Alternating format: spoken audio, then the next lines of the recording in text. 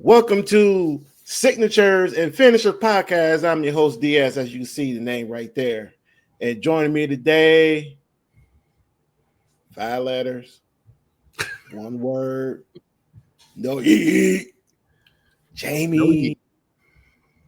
You know who he is. No yeet. No yeet. No yeet. He got a shirt, and he actually, if you see on his phone, if he ever holds it up, he has a picture, a screensaver that says no yeet. I will say that is not true. He is the modern day no yeet. He started the no yeet movement. You remember Rap is Crap in WCW? Yeah. That is how I feel about Yeet. That's what I can say to that. Can we just go ahead and admit it? You don't like Yeet because he beat you to the punch that he came up with it making. He didn't even come up with it. They had to license it from what's his name over at AEW. Who? I can't remember, but if you look it up, that WWE had to pay one of the wrestlers over in AEW, I can't remember who it is, for Yeet so that Jey Uso could use it. Hold on. I'm going to try and find it real quick. So basically, it's not original. No. I mean, it's original, but not original by Jey Uso. That's what you're trying to say. Correct. Yeah, WWE resolves Jey Uso's Yeet trademark issue. Casey Huffman. They had to pay Casey Huffman to use it. Who's that? Who was Casey Huffman? I don't know. Casey Huffman should be getting paid. They got paid for them to use Yeet. I mean, he still should be getting paid how much. I'm sure he probably is. It's probably every time it gets mentioned on TV, he's probably getting like $20 or something every pop. I don't think he don't need to wrestle anymore that much as the Yeet been going. I mean, it says he's an independent wrestler. When I first read it, they said he was an AEW wrestler, but you know how AEW brings people in for like a show here and there sometimes, but dude's probably getting paid still. Okay. Maybe we educated you on the Yeet. The no Yeet had to educate the Yeet. Well, then you know what? Then maybe we should come up with something and they can steal it and pay us. Yeah. I can come up with a lot of stuff. Yeah, I know, man. Like, dude, give me some time. I think of something. But welcome to the show. And today's show, as you see the title, CM Punk Misery continues.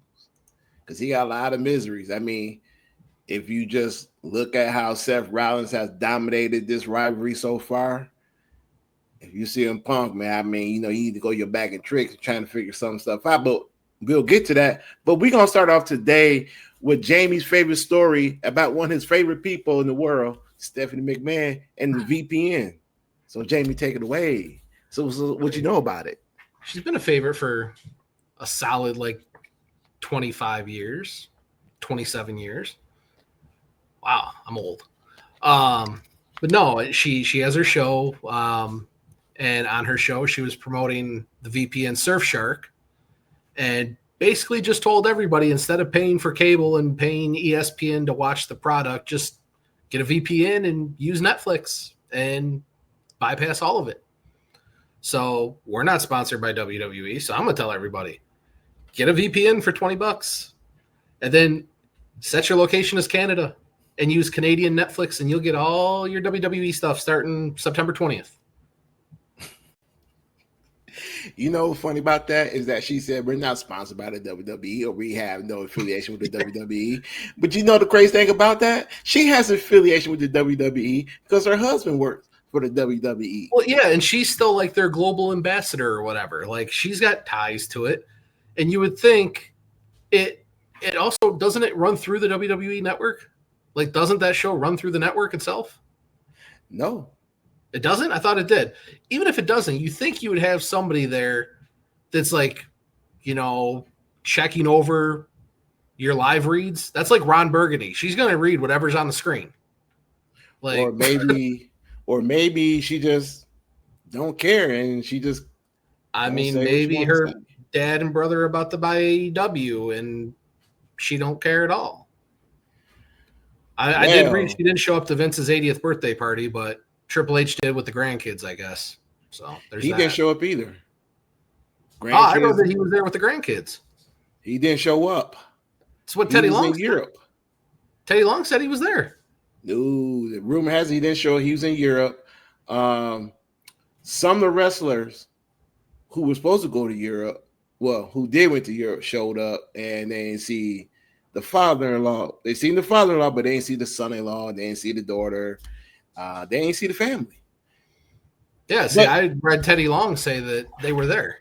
That Triple H was there with the grandkids. I think Teddy Long's sources is getting mixed up because it's been reported it. And actually, it shouldn't have been reported because it was supposed to be a secret get-together.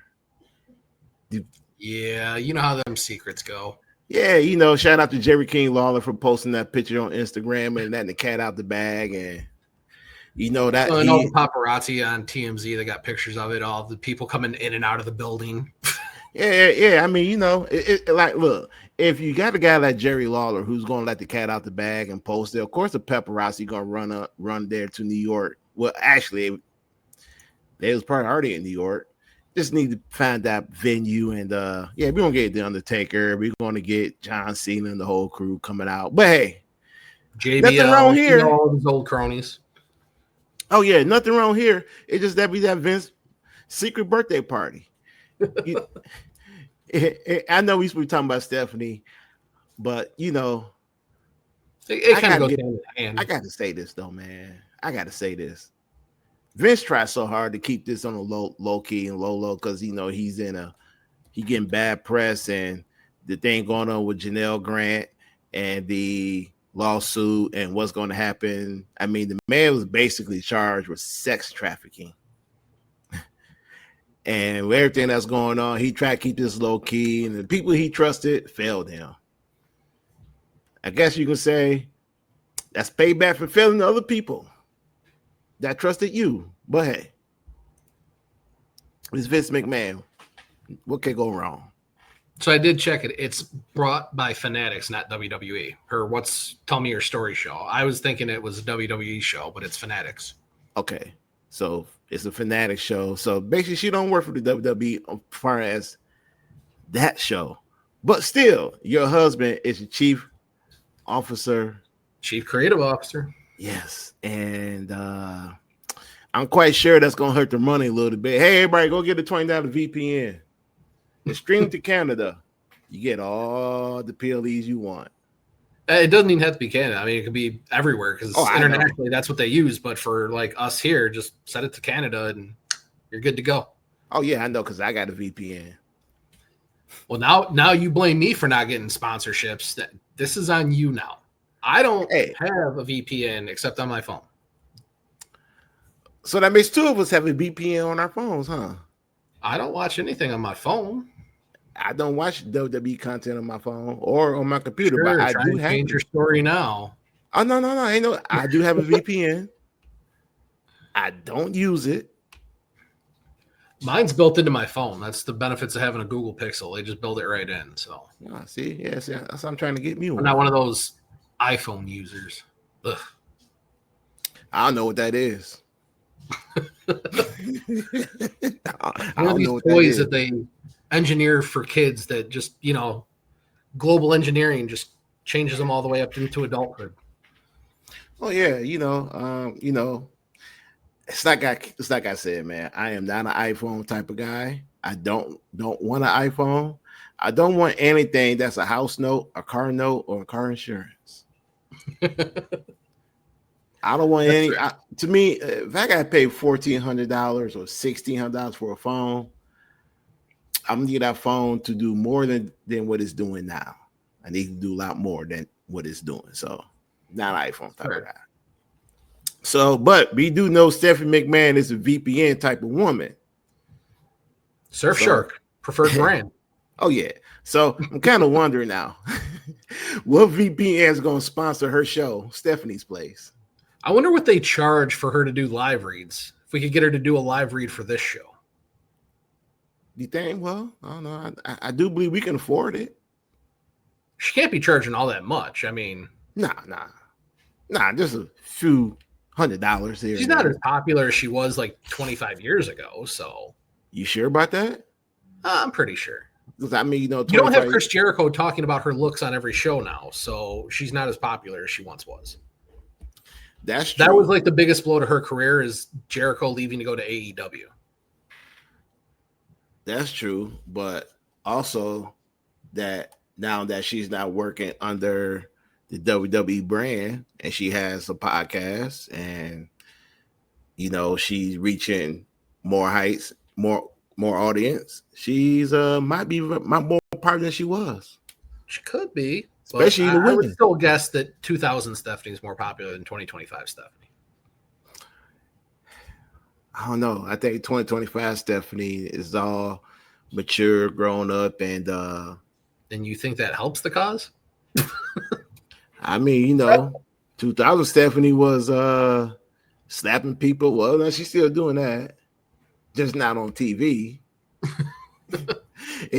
Actually, her slaps. She retired her slaps and gave it to Becky Lynch. I like your segues. Thank you. I like your segues. Thank you. It was. I mean, it was there. I mean, I remember 98, 99, 2000, 2005. Stephanie was just slapping the taste out of people's mouth, and Becky, she retired that, and Becky Lynch just picked it up like the man she is, just scooped in, and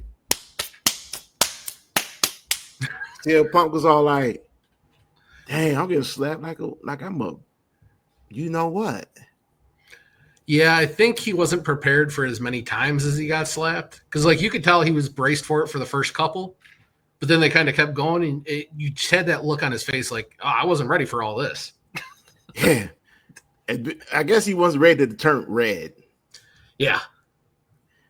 So, it's going to be good. It's going to be good. We all know where it's going.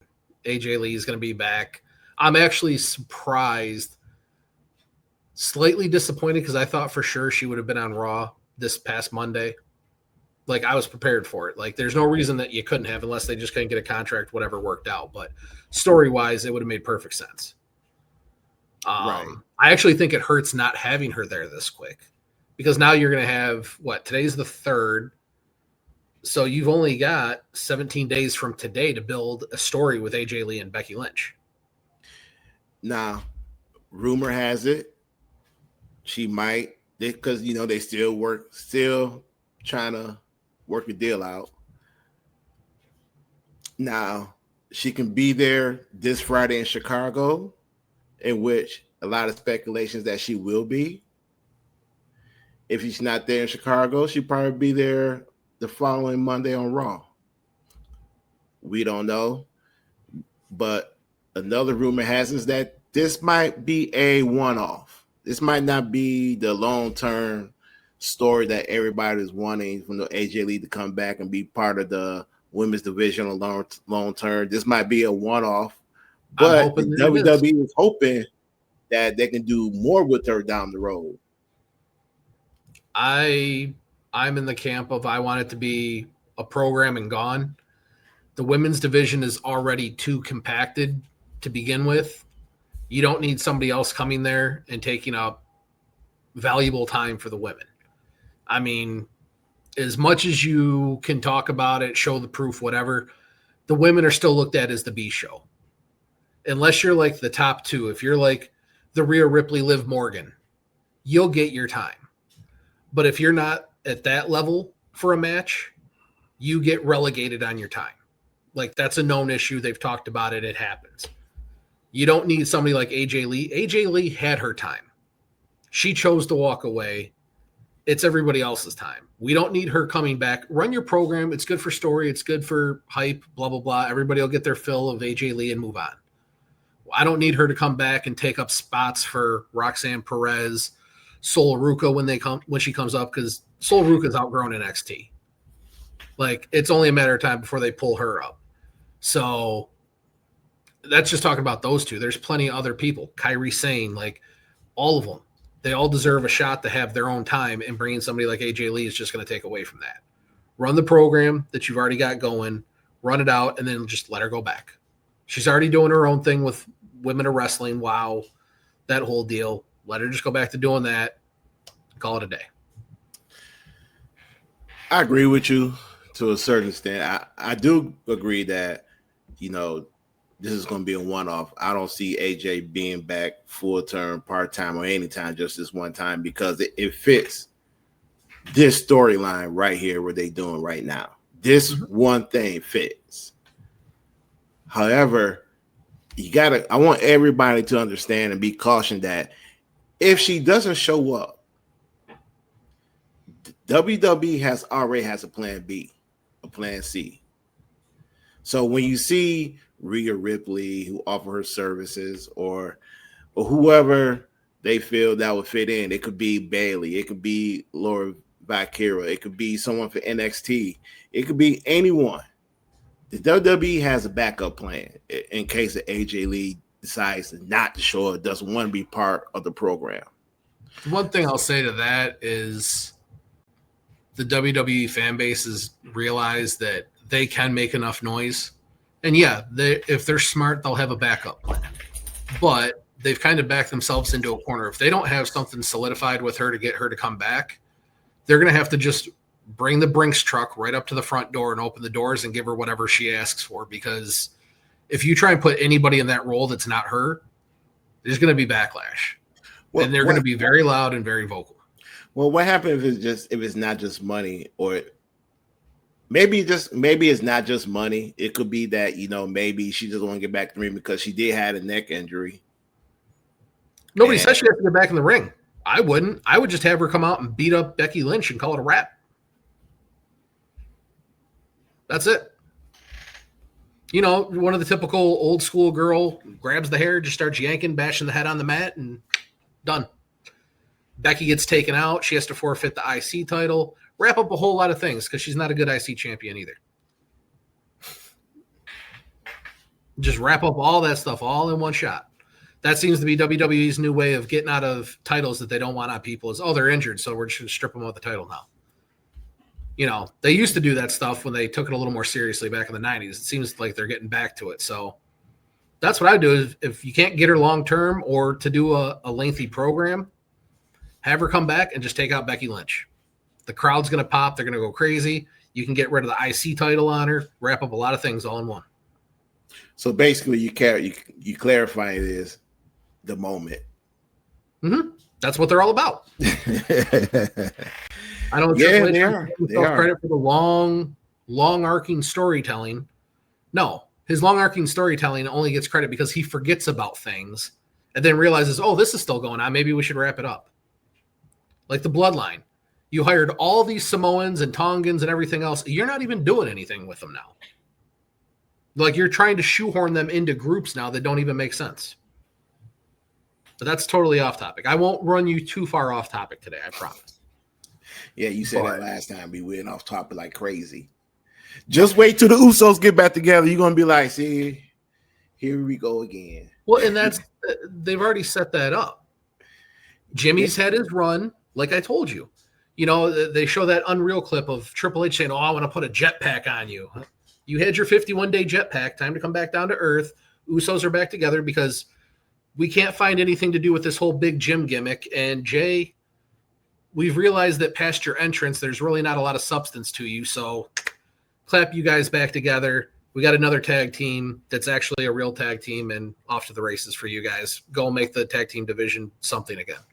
Because they're going to win the tag team titles like instantly as soon as they get back together. They will. I don't know, man.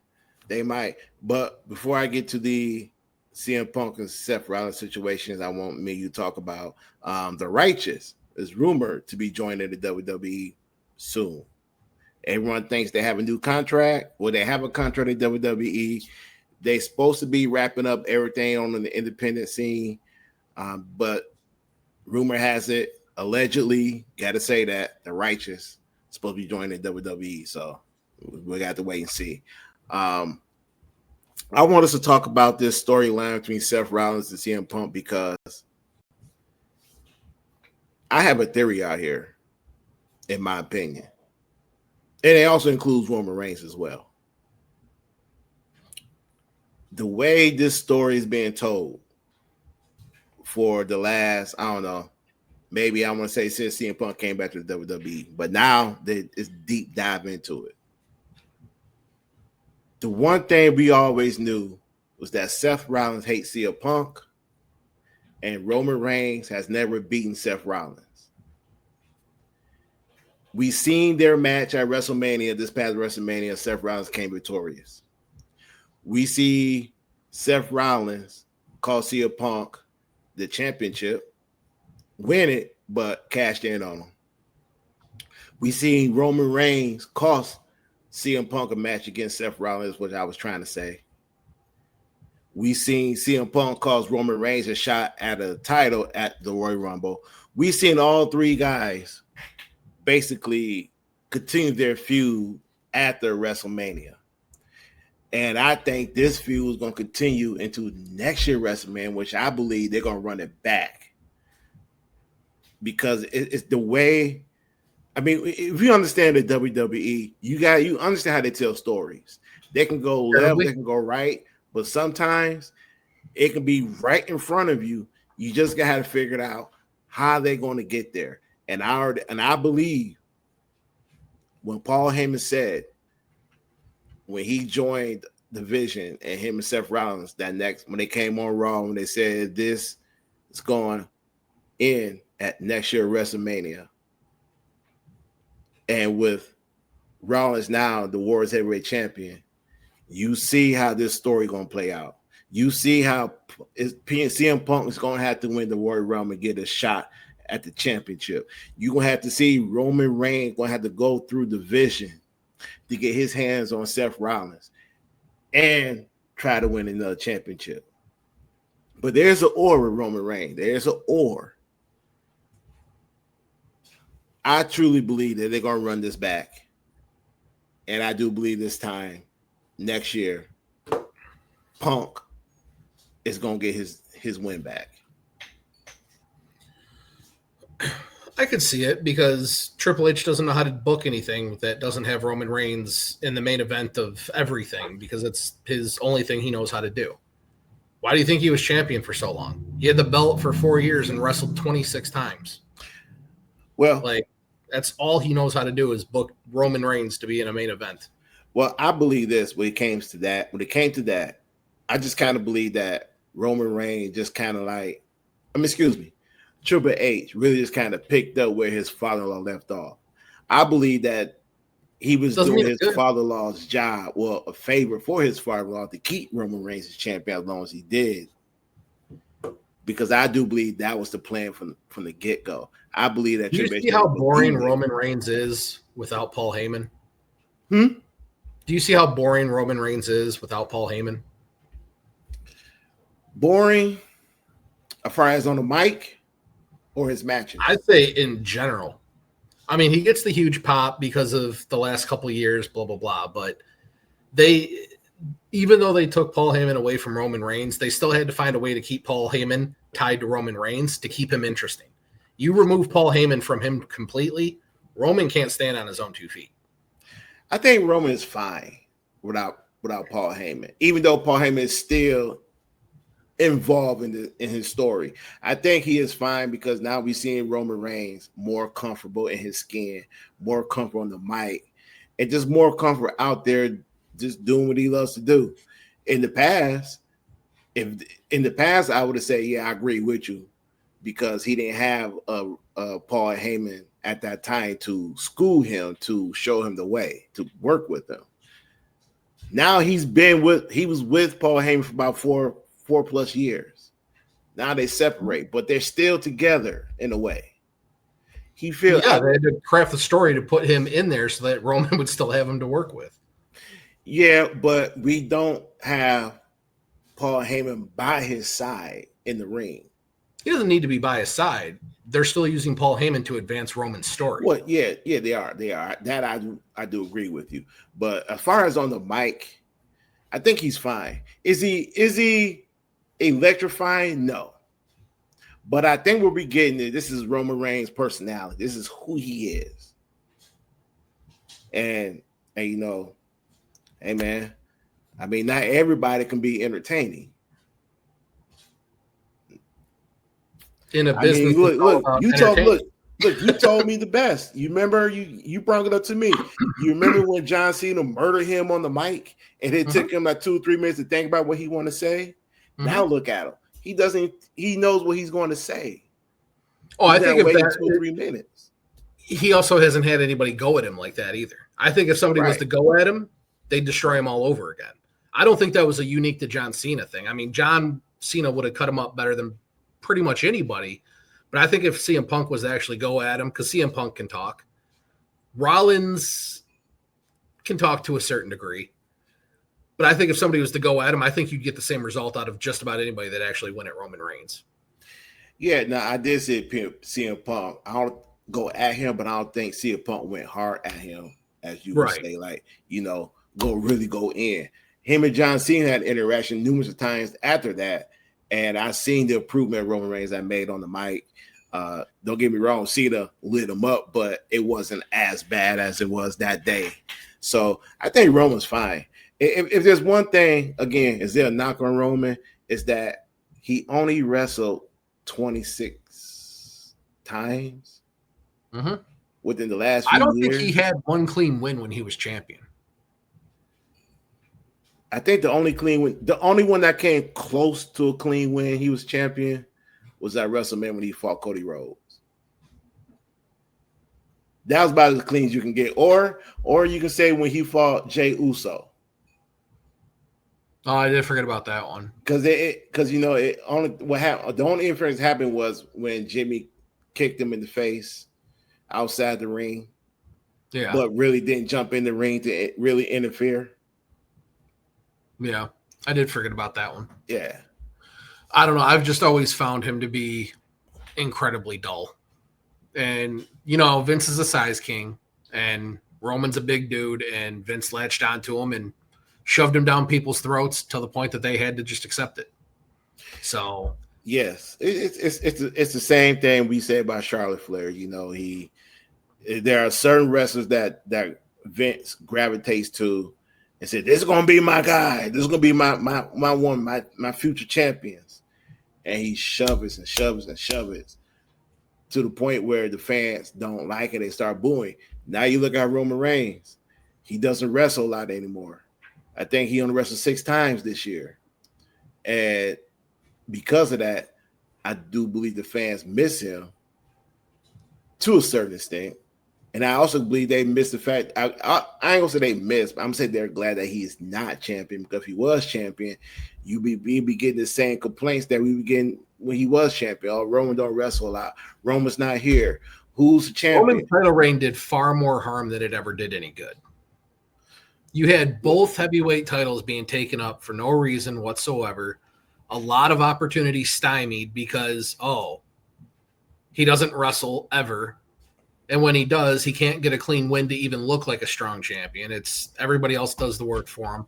The whole run to me was terrible. I mean, it was entertaining, and it was mainly only entertaining because of Sami Zayn and Paul Heyman. Yeah, it was. And I always question why Vince allowed Roman to beat Brock. And knowing that Roman wasn't going to defend the title on Raw, I don't know why he made that decision. I don't blame Rock for walking out on the Hall of Fame, because I'd be mad too. But at the same time, though, I heard Triple H say it on an interview. I can't be mad at Roman because he signed a brand new deal to work less dates and get more money. And basically what he said was that's every wrestler's dream. So I can't be mad at him. But yet, this is a story we got to tell. It's not a story you have to tell. You have him lose. Your family turns on you because you're a loser now. Done. Basically, same thing that you did. You just speed it up and get it done with.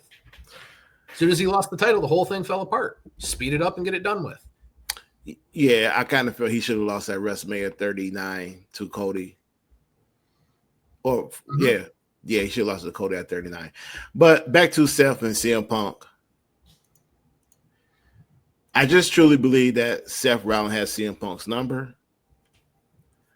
CM Punk at some point is going to have to, I'm not going to say get desperate, but he's got to pull out the ace out of his hole.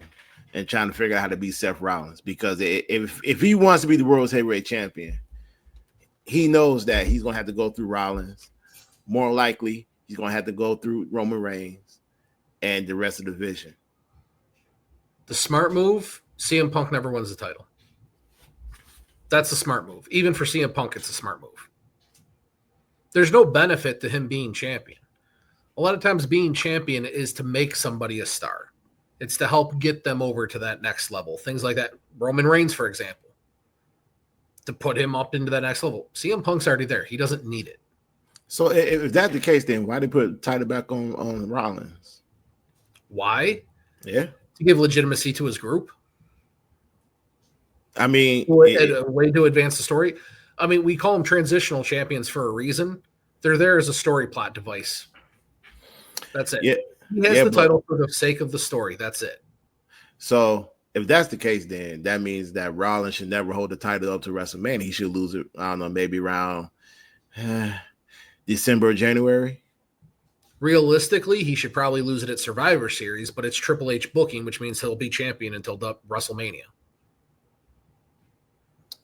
So if you're going to, because me and you had to talk about this, and if Rollins was going to lose, and you said to enhance somebody, right? Mm-hmm. So that means there's only two people he can lose to then. That'll either be Sami Zayn or LA Knight. Or Drew McIntyre. Or Drew McIntyre. If Drew decided to go back to Raw. And the knock on LA Knight is that he's boring in the ring. I've read that all over the place.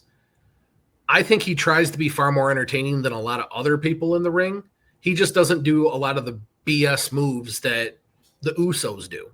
He's not out there super kicking people and spearing Braun breakers and things like. He's actually doing wrestling moves. He's doing top rope suplexes. He's doing his springboard things and things that he does.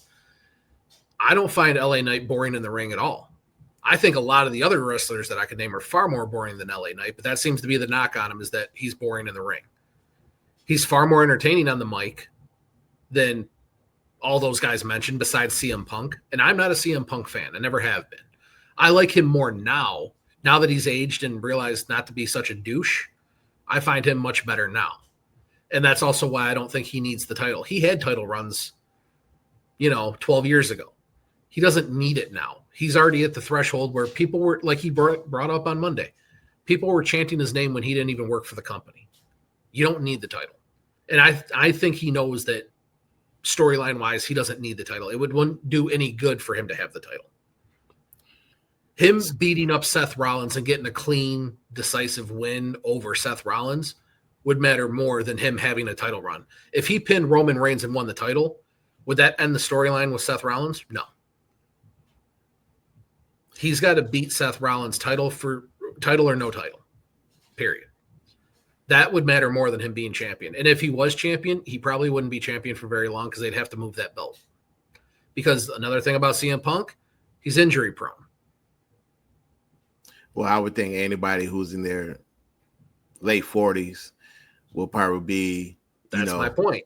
The fact that John Cena hasn't gotten hurt, taking all that time off, coming back and actually wrestling pretty intense matches, he's got a good luck streak going on right now.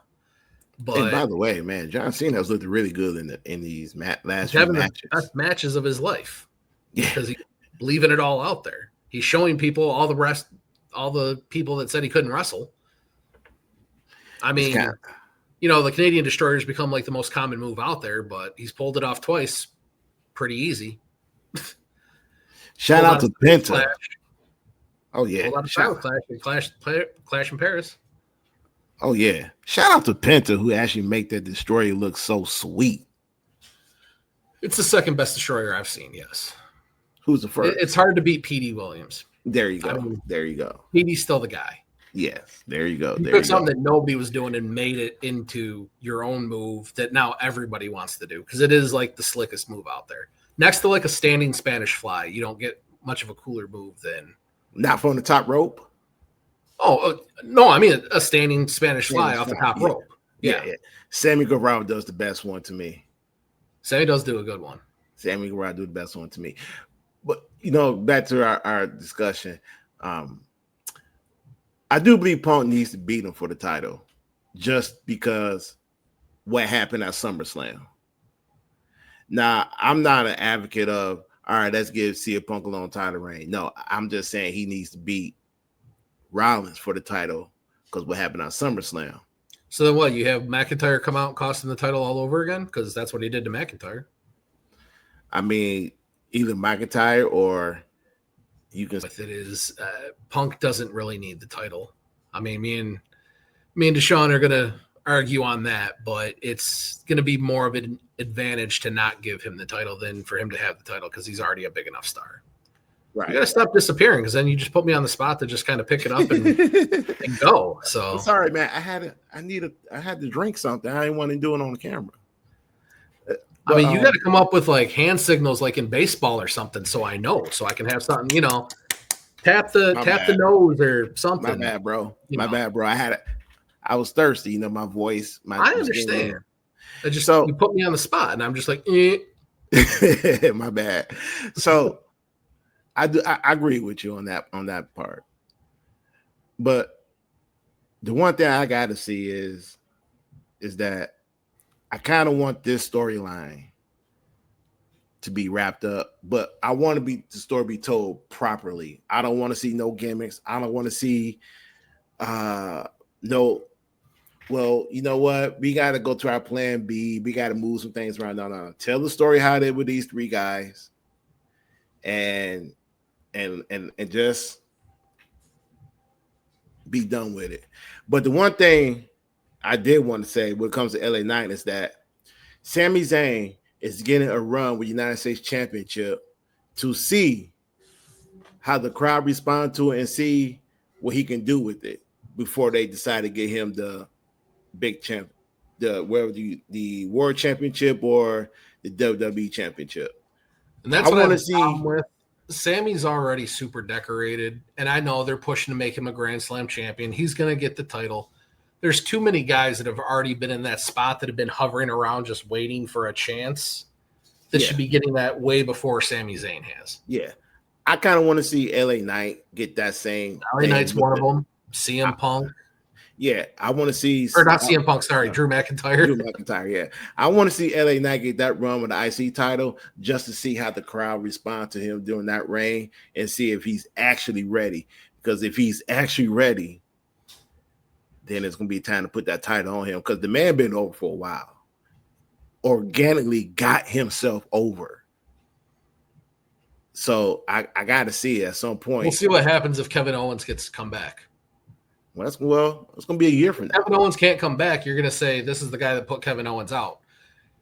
They never should have had that match to begin with. Like, even watching that match, Owens took a lot of bad hits on an already damaged neck. That match should not have happened.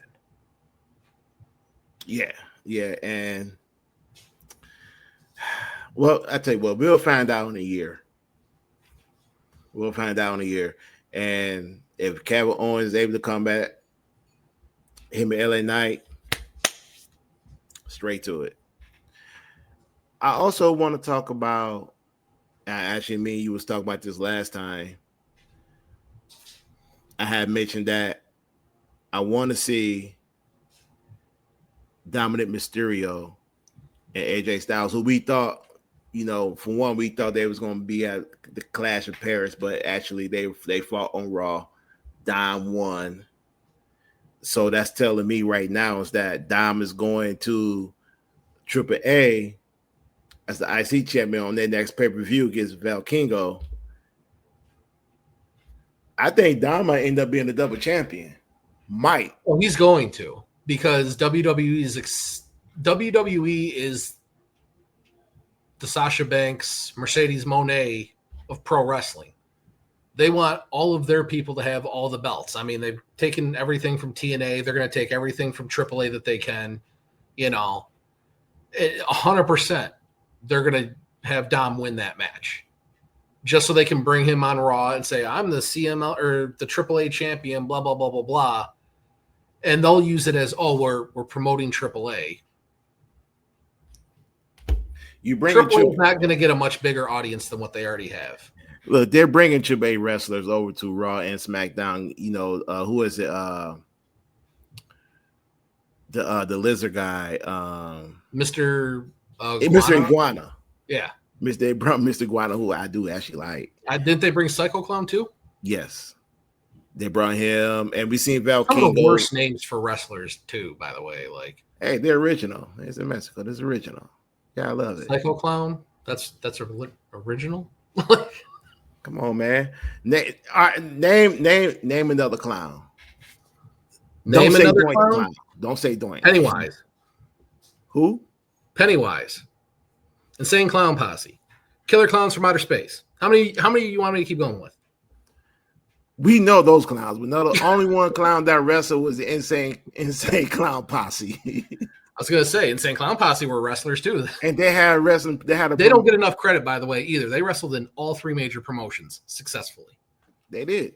I love them. They are the WCW. Dudley Boys of non-champion wrestling. Love them in WCW. No, they wrestled in WCW. They were with Vampiro. Yes, they were. They were with Vampiro. They were in ECW. That's when I used to like the Vampiro. Yeah. Until he lost his That's when Vampiro was sweet. Yeah, until he lost his mind. I mean, the dude's like 70 or something, and on how many different drugs? You sure it's the drugs? I thought it was before the drugs. Or is he on drugs? Allegedly. The one thing that we're going to say is allegedly, because allegedly he might have been on drugs. Allegedly he might have not been. We don't know. But I'm just saying, like, alcohol, blame it on the alcohol. All the things. So allegedly. There you go. Allegedly. There you go. I kind of think when I think of Triple. First of all, I love Triple A. I enjoy their pay-per-view. To me, it's like one of the best. Their last pay-per-view has been one of the best pay-per-views I've seen. Hands down. I'm still all in favor of bringing Lucha Underground back. I just feel some type of way of using WWE superstars on their show. Now we seen Otis, who came back. He was part of it. We didn't see Otis on the main roster, though. We ain't seen him make that comeback yet. But we seen Omos. He was there, but Omos is more of a to me, Omos is he's Andre the Giant was a long time ago. He's a what do they call that? Special attraction. Special attraction, yeah. Yes. I love that part of it. I don't like seeing WWE superstars on AAA because to me it takes away. Just like you said, when WWE brings back a AJ Lee or Brock Lesnar or anyone from WWE yesteryears, it takes away from the talent who could be out there doing something. That's why I kind of feel when you use WWE talent on AAA, you taking away from the men and women in the locker room. Mm-hmm. I don't need, you know what I'm saying? Like, I don't need to see Dom fight for the World Heavyweight Champion, knowing that he's not World Heavyweight Champion material. I'd rather you bring back what's that guy's name? Alberto Del Rio, who changed his name. Delberto, yeah, bring him back. Or find someone who's ready in the locker room. They shipped him out real quick after that acquisition. Yeah, he was gone like TKO Triple H ain't waste no time. Oh, before the ink even dried on the dotted line. Yeah. Open the door and goodbye. Yeah. I would agree. I don't see a lot of benefit to it. Here's the only benefit. They're basically just prostituting their own product, which is the terrible part. Because is it a benefit for Dominic Mysterio to go to a lower brand and win a title? No. Does it benefit AAA? WWE will say, oh, well, it brings brand awareness. It's raising, their marketability because Dominic Mysterio is not the same as Rey Mysterio. Dominic Mysterio is not bringing eyes to a product yet. He's not at that level. And that's what I was getting to, because if you remember on the last pay-per-view, Ray had said something like, so what happened? In so many words. You're supposed to be champion. See, Man, the WWE, they always telling the story within the story, and they telling you that eventually they're gonna set up Ray against Dom again, and this might be the final time. But I would hope so. The dude's like broken everything in his body and can barely move. right, and I just kind of feel like if they put if they put the title on Dominic, it's about proving his father wrong. It's not about Dominic is a true champion. Nah, he did it because his father said he couldn't do it. Yeah, it is crazy. The things that the WWE do to let us know what story they're going to tell. Dominic Mysterio, the greatest Intercontinental champion of all time. Dominic Mysterio potentially might be your new Triple A champion. The Street while I'm thinking about it, I have to put it out there that Angelo Dawkins wrestled probably the best match I've ever seen him wrestle at Clash in Paris. I was watching it and I was like, of course, I've been making fun of dude, and here he is, and he's kind of crushing it. Now, am I saying that he's a star? No.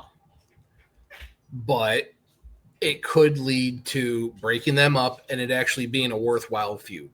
Because I'm like, if they feud, it's just going to be Montez is just going to face roll him and walk off. But Angelo, actually, he did pretty good. Still looks awkward when he does a lot of things. Like, he just reminds me of the guy that goes to the gym with, like, the other wrestlers and just – he only curls when people are looking at him. When nobody else is looking at him, he just drops the weight, just kind of like stands there and looks around. Yeah. I seen a clip where the Street Profits were interviewed after they lost, and Dawkins kind of stopped Tez from talking. Well, I ain't gonna say stopped him, but Tez really had nothing to say. It kind of makes you think that this breakup is being expedient really quick and going to happen really sooner than we think it's going to happen. Mm-hmm. Well, I mean, it started at the beginning of the match. Like, they couldn't even agree who was going to start the match. So it's going to happen. I'd say by Survivor Series, there's going to be a match, Angelo Dawkins versus Montez for Survivor Series. Ah, man, you good, because I was thinking it's going to happen next month. No, I don't think it'll be that quick. They got a couple more tag team matches. Couple more tag team matches to let it fully blow up, and like one or two promo segments before we get to that point. I think what's going to happen is Montez Ford and Bianca Belair are going to be a team. They should, because they would benefit both of them. Bianca needs to get back on track any way she possibly can. And what would be a better feud than going right into a Seth Rollins, Becky Lynch feud to get them on track for main event status? You think moving them to Raw? The whole brand thing, I was thinking about it earlier when you were talking about CM Punk and AJ. The whole brand thing, they've all but said that it doesn't exist anymore. Well, yeah, because now so many people shooting over to each show now that it doesn't matter. It's just like, oh, hey, Sami Zayn suddenly on SmackDown. Like, they don't even try anymore. Before they'd be like, oh, we traded so-and-so. Now they just show up. Well, yeah, because now we have trades, and now you have people who can just, I'm tired of SmackDown. I'm going to move to Raw. I'm going to sign with Raw. I wouldn't mind. I honestly, I wouldn't mind that, because I do want to see Bianca Belair versus Rhea Ripley at WrestleMania. I wouldn't mind that. But, man, I would think that if they broke up, the Street Profits, that they both would still be on SmackDown. And I also would think that Tez and Bianca Belair would be on SmackDown. I think they should be, like I said, I think they should be a team. Something like, I ain't gonna say, not something like Rollins and Becky Lynch, because technically we don't know if she's part of the division, but well, women are not allowed to be in any sort of stables in WWE. Because, again, how did you have the bloodline for that many years and Nia Jax was never once involved? Or Naomi. Or what's her, Snuka. Oh, I mean. Like, she's still on the roster. She still technically works there. We haven't seen Tamina in so long. Tamina, yeah. And then you gonna take a step further. I mean, we haven't seen The Rock's daughter even be involved in any type of storyline with the. Well, that's probably for a good thing, because. And by the way, I want everybody to know she did put out a video. I think it was her and Becky or her or somebody. They were training, and she looked decent. She looked decent. You know, she's back in the training. It looks like she's gonna be wrestling at some point. Hopefully she thins out those eyebrows, but oh man. What you trying to say? She looked like her dad? That's what you trying to say? Or she looked like her mom? Yes. If there's two people when you say you look like your dad and it's not a compliment, is when you're The Rock's daughter or Brock Lesnar's daughter. Hey, by the way, do you see The Rock lost 60 pounds of muscle? I did. He looks weird and creepy. Yeah, that's because he's doing a movie. He's playing a gangster in the movie. Man, he lost so much weight, so much muscle weight. It's just gonna have to triple up on those steroids, get it back. Triple that stack. Oh God, that's allegedly. Allegedly, yes. Allegedly, a man in his 50s that is built like a brick house, taking steroids, just works out and takes his vitamins really, really hard, and says his prayers. Yeah. Of course. But yeah, we do believe the Street Profits is going to break up. I believe it's going to happen sooner than later. You believe it's going to happen. They'll have their first match of Survivor Series. So that's going to be interesting to see. And you said that Bianca Belair needs to get back on track. I don't know why they're holding off of TV this long. I know she has a finger injury, but if you sitting there telling me that's the only reason why, what are you going to have her do right now? Well, I mean, everything's tied up. That's what I mean. The women's division is way too stacked. That's why they need to have their own show at this point.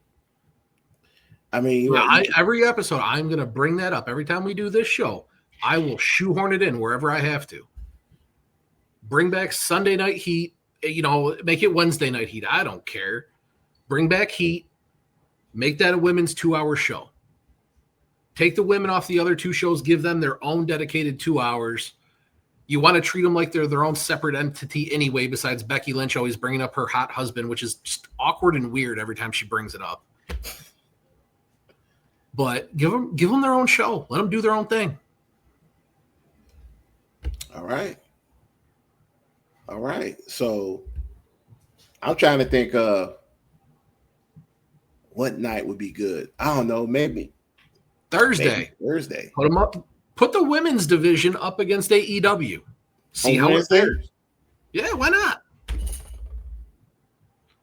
I mean, I still think my idea is the best, and not because it's my idea, but I would still bring back WCW. You've got all these guys merging shows, and that's what I was getting at, is you got all these guys going back and forth on shows anyway. Take all the old WCW titles, the U.S. title, the World Heavyweight title, whoever's those champions, you're over to WCW now.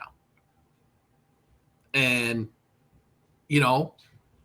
pitch it to Heyman. Heyman ran a promotion successfully. His only downfall is he ran out of money. Now you've got the money. Let his brilliance show through. Competition makes things better for everybody. WWE got stale and stagnant for so long because they had no actual competition. Create your own competition. Even AEW, they don't have the backbone. They don't have the structure in the back to compete with WWE on that level. I mean, if they did, first thing they'd do is they'd move Dynamite to Mondays, but even they're smart enough to know not to do that right now. But create your own competition. And quite honestly, if I'm TKO, I'm going to dump a bunch of money onto WCW and say, get it going. You've already got all the branding. You've got all the backlogs, everything. And you're freeing up time for SmackDown and Raw to develop proper stories. You don't have to have as many wrestlers feel slighted. Bring back, you're going to lose a couple titles, so bring out new titles. Bring back a light heavyweight title. Bring back a European title if you want. Do whatever you want, but there definitely needs to be a light heavyweight title. There's too many guys that are under 240 that are never going to get a shot at the main heavyweight title, and they should be smart enough to know that they're not. But a light heavyweight title, that's no slight. You're just in a smaller weight class. There's no reason you can't have a main event title. come up with something unique like the X Division title in TNA when X Division actually used to mean something. All right. That's what I would do. Yeah. And we're going to end it with this because James just spit a whole lot of knowledge out of everybody. And we do appreciate it. So we're going to end it with this. WrestlePalooza is on September 20th. And right now there's no match card. They have announced no matches really but one. Ladies and gentlemen, we don't really need an announcement on the match card because it's right in front of us. It's right there. The only one that's announced is Stephanie Victor versus Iyo Sky at WrestlePalooza. Probably going to be the best match on the card too, by the way. Probably will be. And I'm quite sure it's going to be a lot of animosity with the Kabuki Warriors and Rhea Ripley, especially Rhea, because I'm quite sure she probably feels slighted that she's not getting another opportunity at the title. And Io's getting another shot. I know a lot of people gonna want Iyo to win. I'm on the team of Stephanie Victor because I don't want to see Iyo win it. Not because I don't think she's a bad champion. It's just because she had numerous runs with it, and because she's great with it. I mean, don't get me wrong. Whoever wins, I'm gonna be happy either way. Oh, true that. True that. But Iyo is amazing. True that. But I just want something different. There's very few wrestlers when they come out just put a smile on my face. Iyo Sky makes me happy. She's just so happy. She comes out, she does the little head thing, and it just makes me smile. Like a kid in a candy store. I get giddy. Oh, God. The simple fact you say you get giddy. That's why I did it. I get giddy when Iyo Sky comes out. I just because you said that, I just got a feeling that she might win just so you can get giddy. Matter of fact, I want her to win so you can't get giddy. That's right. I will call you the second that she wins to tell you how giddy I feel. And if Stephanie Victor wins, then I'll just hope that I see 2 to 3 Devil's Kiss moves every single match.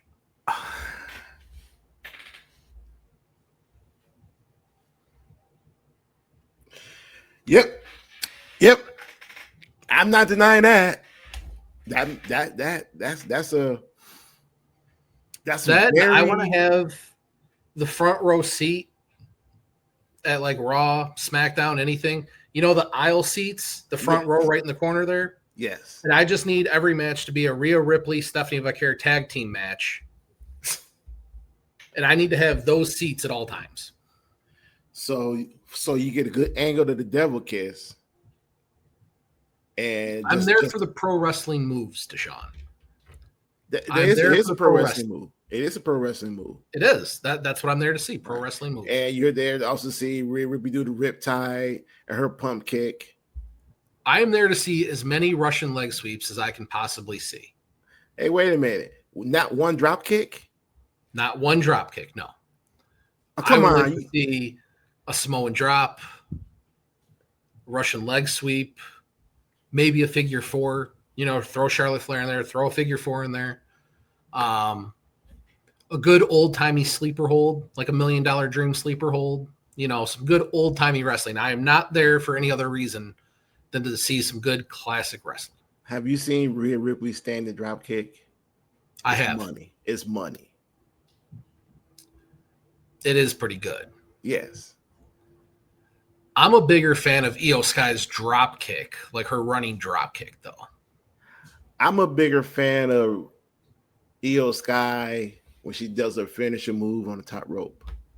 Oh, yeah, the Genius of the Sky, Yeah. The way she ascends the top rope, when the WWE video game even puts that in as a move to get to the top rope, they've hit on something. Yeah. And I have the game, so I can tell you. That is one of 3 ways that you can get to the top rope. Is you can do Iyo Sky's jump, or who's the other one? Was it RV? Rob Van Dam, Iyo Sky, or then there's like some generic get up to the top rope. Oh, okay. Because Rob Van Dam just monkey springboard up there. Oh, cool. So what I'm also a big fan of, I want everybody to check this out on YouTube. Iyo Sky versus Penta down in Lucha Underground. Great match.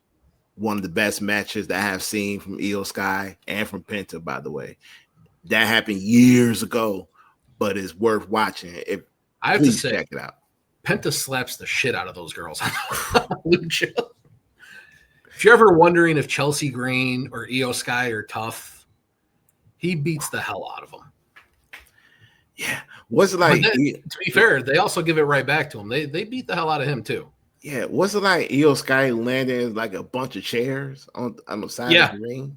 Yeah. She crashes through a bunch of chairs. Yeah. I think Chelsea Green does at one point too. But yeah, Penta had some banger matches with the girls in Lucha. Yeah. So you'll never get that in WWE, but Lucha did it. If you haven't seen it, please check it out on Lucha. Can you still watch Underground. Lucha on Netflix? Who?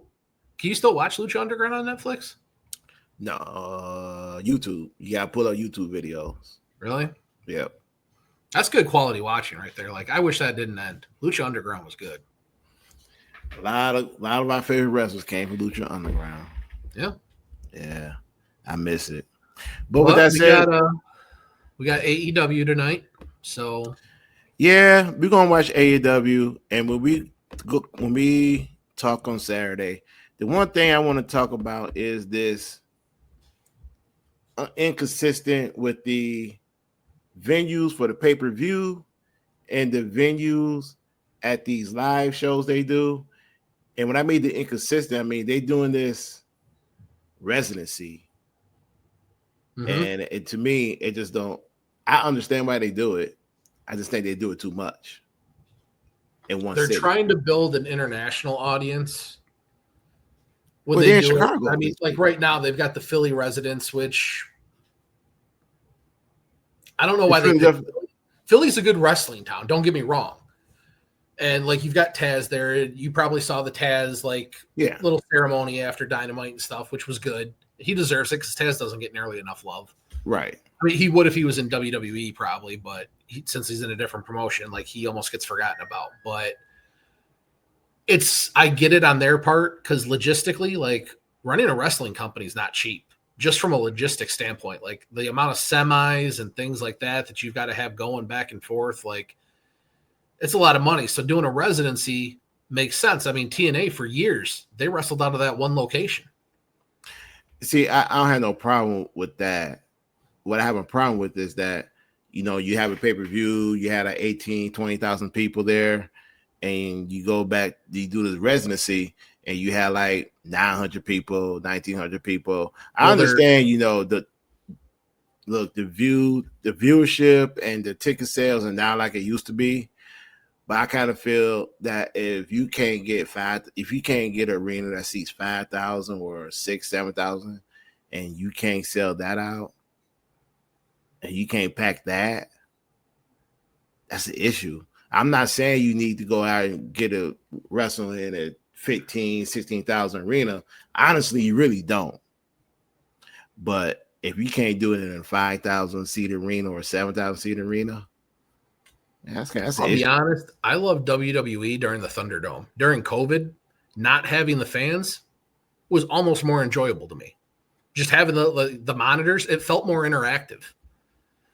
And if AEW was to try something similar to that, I wouldn't have a problem with it. But yeah, they do have an attendance issue. I mean, it's been talked about for a couple of years where you go on Facebook or any social media platform, people are taking pictures of the stands where the whole place is basically empty except for like the first 2-3 rows where people that bought tickets up in the upper decks were getting shoved all the way down just to make it look full for the camera views that catch the match going on and things like that. But, Jericho did an interview, I think about like a year ago, maybe a little less, where he said, would you rather wrestle in front of 1,500 people in a packed stadium or 1,500 people in a 20,000 stadium? You'd rather have a packed